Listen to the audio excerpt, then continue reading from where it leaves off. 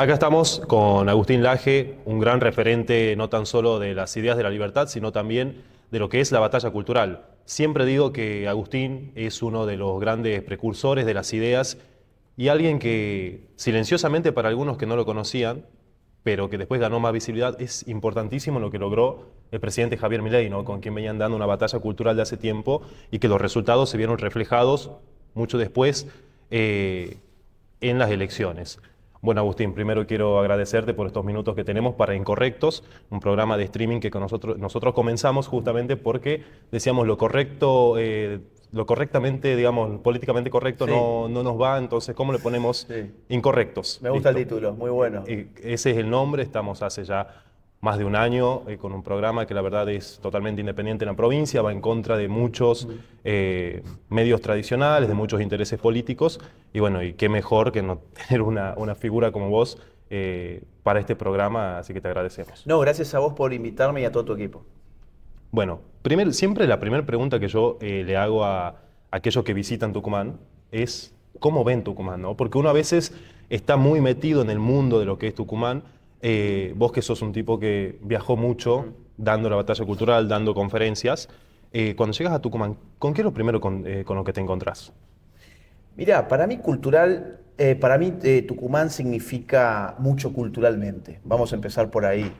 Es decir, Tucumán es la cuna del liberalismo argentino y esto que parece un lugar común para un tucumano no necesariamente lo es para un argentino en general. Eh, Tucumán tiene en ese sentido un legado muy profundo. No es una casualidad que en Tucumán tengan además una fundación reconocida no solo nacionalmente, sino internacionalmente como Federalismo y Libertad, que es una referencia no solo adentro, sino también afuera. Totalmente. Ahora, desde el punto de vista de la sociedad en general hoy, y yo te diría, uno ve una sociedad en general estancada. Pero no solo en Tucumán, vas a Córdoba y te pasa lo mismo. Es decir, el golpe del socialismo del siglo XXI ha sido uniforme, ha golpeado a todas las provincias argentinas de una manera relativamente similar. Claro que hay algunas provincias especialmente afectadas como Formosa, por ejemplo, Sí. pero en general la miseria llegó a todas las provincias argentinas y Tucumán no se escapa de esa realidad. Aún así, insisto, Tucumán tiene algo eh, relacionado con las ideas de la libertad que, que funciona como un faro. Y me gusta la metáfora de faro, que es la que hemos usado para la Fundación Sí. Faro. Funciona como un faro y por eso no es casualidad que una de las pocas provincias que ha visitado Milei, por ejemplo, haya sido Tucumán. Así que tengo un sentimiento encontrado desde ese punto de vista, porque por un lado encuentro una gran potencia en Tucumán, pero en acto, bueno, el estancamiento es notable. Sí. El estancamiento es algo que va a tomar muchos años revertir. Me decís estancamiento, también hubo obviamente cultural, de manera cultural lo ves estancado Tucumán, también en lo económico, en lo La laboral, en seguridad, lo la turístico, seguridad. la seguridad. Estamos en épocas de elecciones. Ujú, Cuando se usa esta dicotomía, kirchnerismo o libertad, ujú. decadencia o progreso, es ahora o nunca, ¿le das esa polarización al escenario político? ¿Notás que hay dos extremos y dos modelos totalmente opuestos y que los que están en el medio van desapareciendo, por así decirlo? Sí, son dos modelos extremos que no solamente están en juego en Argentina, sino que esto está ocurriendo en toda América. Esto que nosotros estamos discutiendo acá en Argentina, Argentina no es una isla, no estamos perdidos en el medio de un océano y los procesos políticos argentinos son independientes del curso de los acontecimientos continentales. Anda a ver lo que pasa en Chile, te vas a encontrar con lo mismo, ellos están debatiendo lo mismo. Tienen elecciones muy pronto y por un lado tenés a una candidata del Partido Comunista y del otro lado tenés a un candidato libertario como Johannes Kaiser y a un candidato conservador como José Antonio Cast. Es decir, tenés izquierda-derecha dos modelos muy claramente definidos. O andate a Perú. Perú va a tener elecciones el año que viene y las opciones son muy similares. tenemos a Humala con una izquierda radicalizada y por el otro lado a López Aliaga, el alcalde de Lima, que es un candidato que se asume de derechas. O andate a Colombia y vas a tener a un guerrillero en el poder que está viendo qué legado produce de cara a las elecciones del año que viene, y por el otro lado tenés a candidatos que empiezan a levantar las banderas de la derecha. O andate a los Estados Unidos del año pasado y tenías por un lado un Donald Trump que representa la nueva derecha estadounidense y por el otro lado lo más izquierdizado que ha llegado alguna vez el Partido Demócrata. Y así en general, al país al que vos vayas de América, vas a encontrar que hay dos modelos en juego en este momento y que difieren más o menos por lo mismo.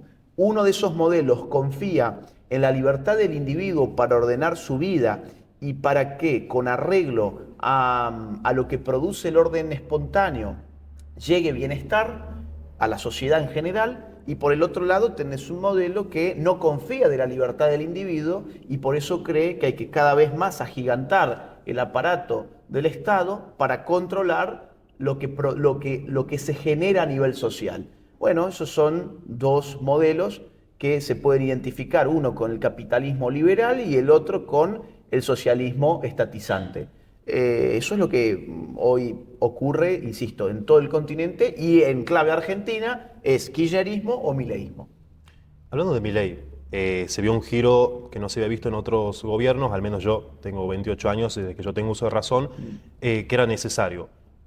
Ahora, cuando vos repartís el mapa político en dos, izquierda-derecha, encontrás muchos similares en la derecha, encontrás conservadores, encontrás soberanistas, encontrás libertarios. ¿Crees que puede haber una convivencia sostenida en el tiempo para que la gestión no tan solo de Milei, sino lo que se viene después, pueda dar buenos resultados y no haya esas pujas propias de la política? Bueno, desde el punto de vista ideológico, cuando vos articulás distintas corrientes ideológicas, unas van impactando sobre otras. El conservador empieza a volverse más libertario y el libertario empieza a volverse más conservador, por decirlo de alguna forma. El soberanista deja de confundir el amor por la patria con el amor por el Estado, es decir, deja atrás un nacionalismo rancio y empieza a reivindicar un patriotismo sano. Javier Milei es ejemplo de eso. Te pongo un caso de unos días atrás. En una entrevista le preguntan por la inmigración descontrolada y Javier Milei dice, bueno, si el inmigrante llega a imponer su propia cultura, entonces no es inmigración, es invasión.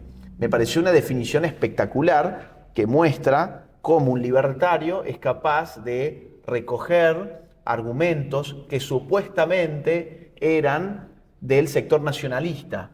Y al mismo tiempo uno puede encontrar a gente del sector nacionalista recogiendo argumentos libertarios en favor de la reducción del Estado. Por ejemplo, te pongo el caso de un buen amigo mío que es Nahuel Sotelo. Nahuel Sotelo ha tenido una formación conservadora nacionalista y se ha visto impactado por el alcance de la filosofía política libertaria y entonces termina concluyendo la necesidad de reducir el tamaño del Estado. Por ponerte un ejemplo, que es el secretario de culto de la Nación. Entonces, cuando vos pones a convivir esas ideologías políticas, si bien cada una tiene su nombre propio, es esperable que se pueda dar una convivencia sana y que esa convivencia sana empiece a confundir las doctrinas, empiecen a mezclarse las doctrinas. Ahora, vos me decís la puja política, pero la puja política es otra cosa. La puja política es armar una lista, la puja política son las líneas internas de poder que se generan dentro de un partido, dentro de un gobierno, etcétera. Y eso ya es propio de la actividad política como tal, independientemente de la ideología política de cada espacio. Eso vas a encontrarlo en un partido de izquierda y en uno de derechas por igual. O no sé si por igual, pero lo vas a encontrar en distintas ocasiones. Hablando de listas, nosotros tenemos una lista que siempre estamos hablando, ¿no? La diferencia entre la que hay, la lista de Jaldo, que Jaldo va testimonial siendo gobernador, es la quinta testimonial que tiene Jaldo, lleva 40 años dentro de la política, y la lista del peronismo suma 169 años en cargos públicos entre los 7 integrantes. Del otro lado tenés la lista de la Libertad Avanza, que está Federico Peli a la cabeza, vos me hablabas de inseguridad, tenemos ahí un especialista, Tenés Soledad Molinuevo, Manuel Guisone, Celina Moisá, y entre los 7 suman 0 años en la política. ¿Qué opinas de eso? Bueno, tiene que ver con la crisis de representación que está en el núcleo de lo que pasó, sobre todo en agosto del 2023. Es decir, cuando se da lo impensable, y lo impensable era que Milei ganara las PASO, eso era lo impensable.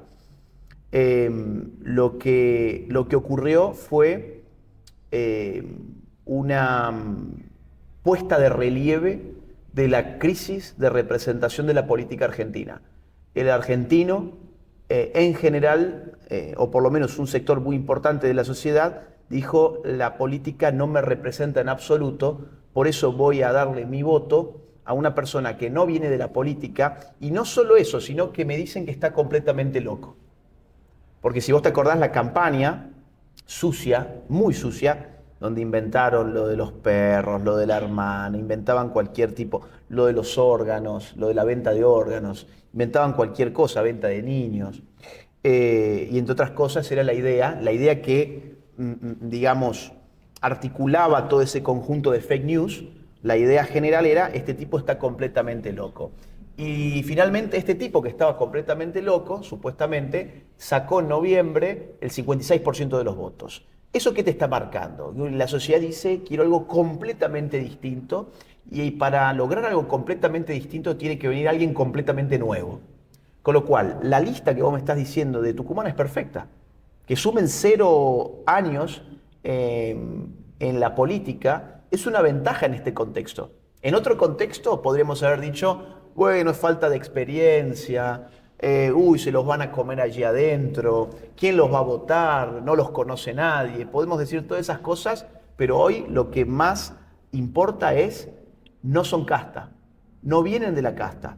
Y la promesa de Javier Milei fue terminar con la casta.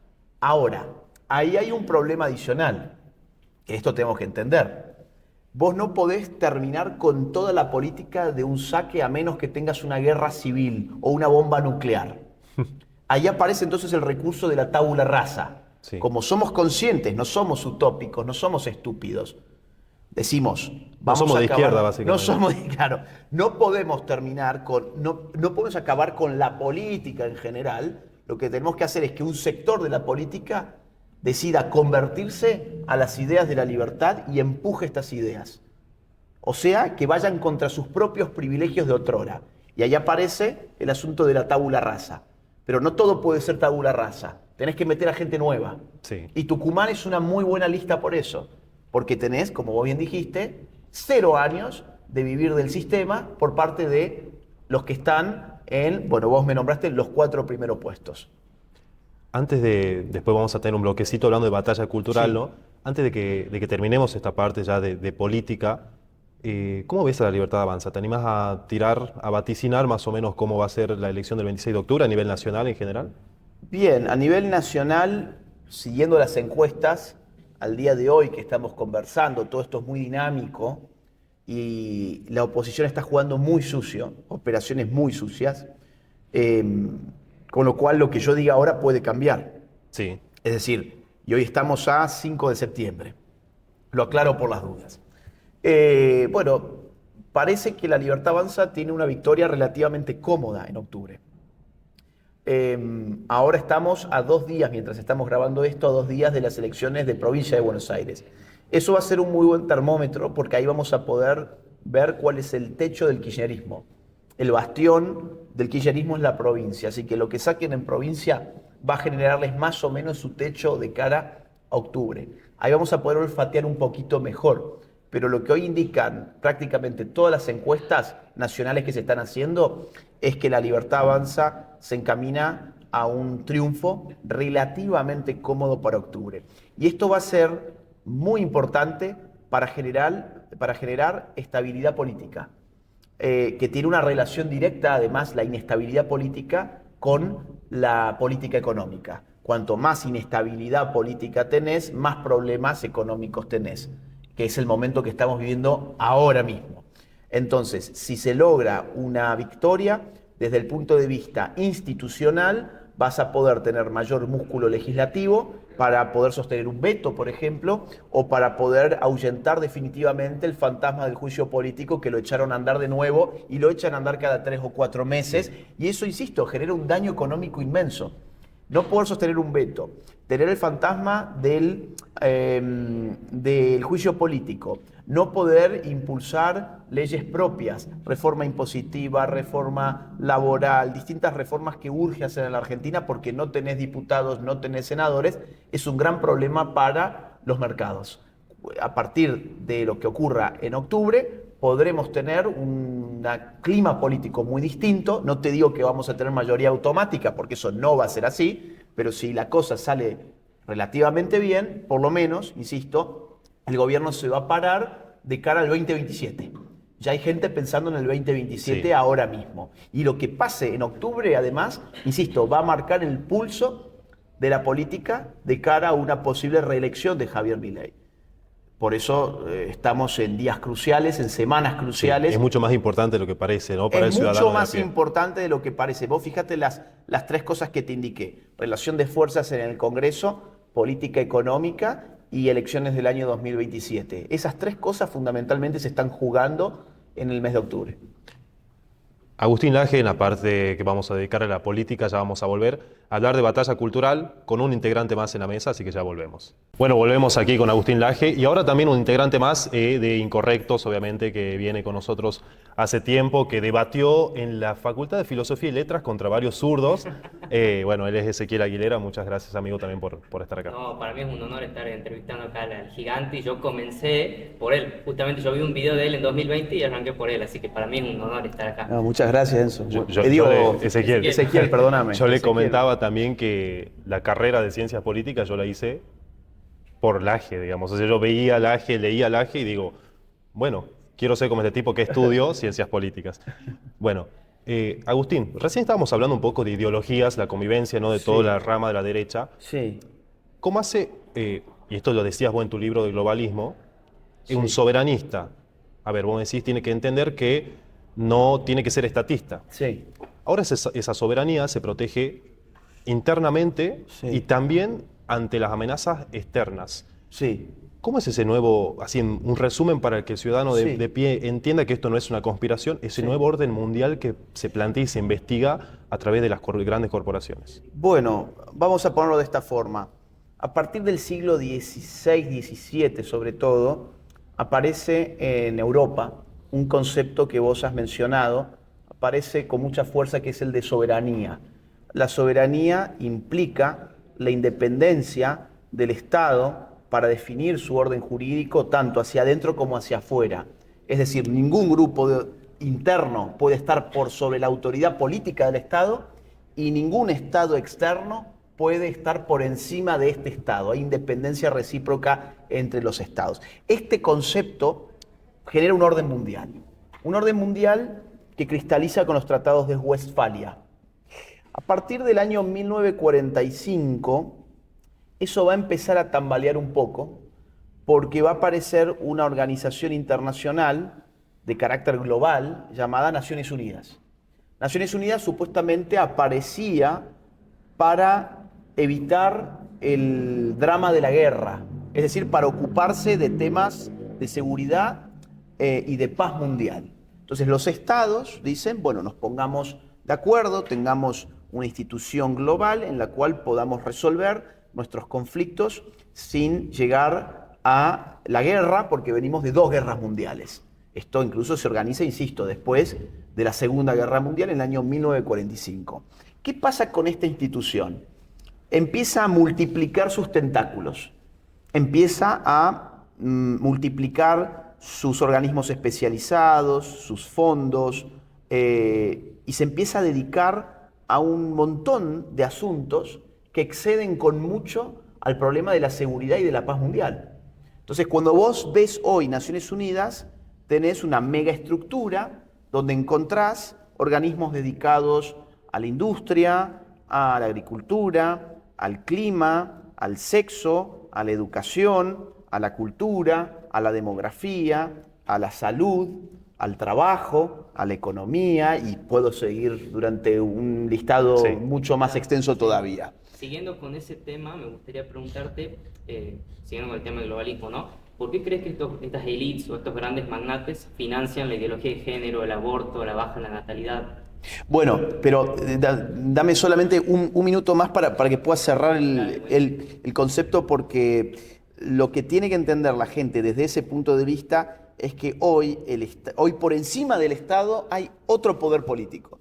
Ya no son los tiempos donde, bueno, ¿dónde está la cúspide del poder político? Bueno, está acá, en el presidente, vamos a poner, digamos, para hacerlo simple.